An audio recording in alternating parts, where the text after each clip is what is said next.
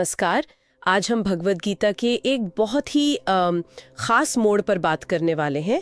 अध्याय 1 श्लोक 20। जी, और हमारे पास न सिर्फ ये श्लोक है बल्कि इससे जुड़ी एक टीका मतलब एक व्याख्या भी है। हाँ, और हमारी कोशिश रहेगी कि कुरुक्षेत्र युद्ध शुरू होने से ठीक पहले का वो पल समझें जब अर्जुन एकदम तैयार हैं। बिल्कुल, और उनके रथ पर जो ध्वजा है कपित ध्वज, उसकी कहानी भी जानेंगे। तो जरा सोचिए ना, कुरुक्षेत्र का मैदान है, दोनों सेनाएं आमने सामने खड़ी हैं। हाँ, एकदम तैयार। और पांडुपुत्र अर्जुन अपने रथ पर सवार है, सामने धृतराष्ट्र के बेटों की सेना, वो भी एक व्यूह रचना में, एकदम फॉर्मेशन में। और अर्जुन अपना धनुष उठाते हैं, तीर चलाने को बिल्कुल तैयार। यही है श्लोक 1:20 का सीन, है ना? हाँ, बिल्कुल वही क्षण है। श्लोक कहता है, अथा व्यवस्थितान दृष्ट्वा धार्तराष्ट्रान् कपिध्वजः प्रवृत्ते शस्त्र संपाते धनुरुद्यम्य पांडवः ऋषिकेशम तदा वाक्यम इदमाह महीपते। ओके, तो मोटे तौर पे इसका मतलब हुआ कि जिनके रथ पर हनुमान जी के निशान वाला झंडा था, यानी कपिध्वज अर्जुन।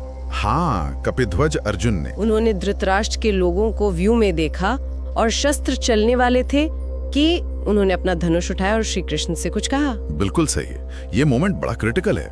युद्ध की दहलीज पर अर्जुन का संकल्प और ये शब्द कपिध्वज, ये बहुत खास है। हाँ, कपिध्वज, कपि मतलब वानर और ध्वज मतलब झंडा। जी, यानी वो योद्धा जिसके झंडे पर वानर हनुमान जी का निशान हो। पर क्यों? मतलब अर्जुन को कपिध्वज क्यों कहा गया?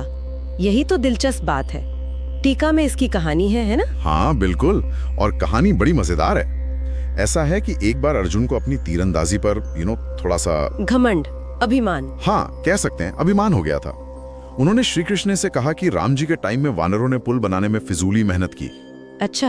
हाँ, बोले कि अगर मैं होता तो बाणों से ही पुल बना देता। अरे, बाणों का पुल ये तो बड़ी बात कह दी। बिल्कुल, अपनी स्किल पर जबरदस्त कॉन्फिडेंस था।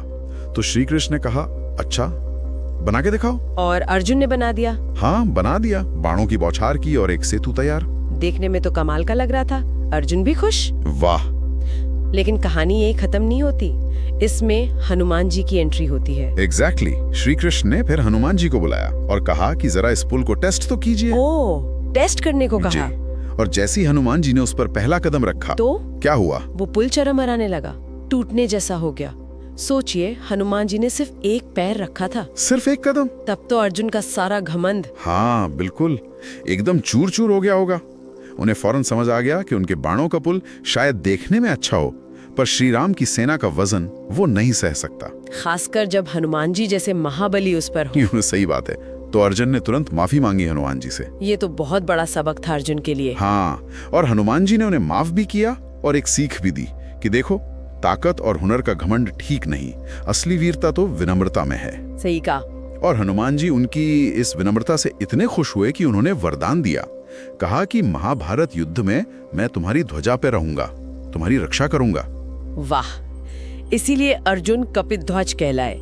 ये नाम सिर्फ एक पहचान नहीं, ये तो एक पूरी कहानी है, एक सबक है। बिल्कुल, ये दिखाता है कि हमारे ग्रंथों में हर शब्द, हर नाम के पीछे कितनी गहराई होती है। ये सिर्फ युद्ध की कहानी नहीं, इसमें छुपी शिक्षाएं हैं।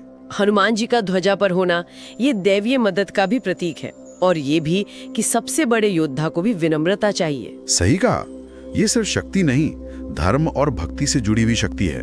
हनुमान जी की उपस्थिति मतलब एक तरह का डिवाइन प्रोटेक्शन। तो श्लोक 120 सिर्फ अर्जुन की तैयारी नहीं दिखाता, बल्कि कपिध्वज नाम के जरिए हमें विनम्रता और भगवान के सहारे की याद दिलाता है। बिल्कुल, ये कहानी बताती है कि योद्धा का असली बल सिर्फ हथियार नहीं, उसका चरित्र, उसकी श्रद्धा भी है। आज हमने गीता के इस श्लोक और कपिध्वज की कहानी को समझा, बड़ा दिलचस्प था ये। हाँ वाकई।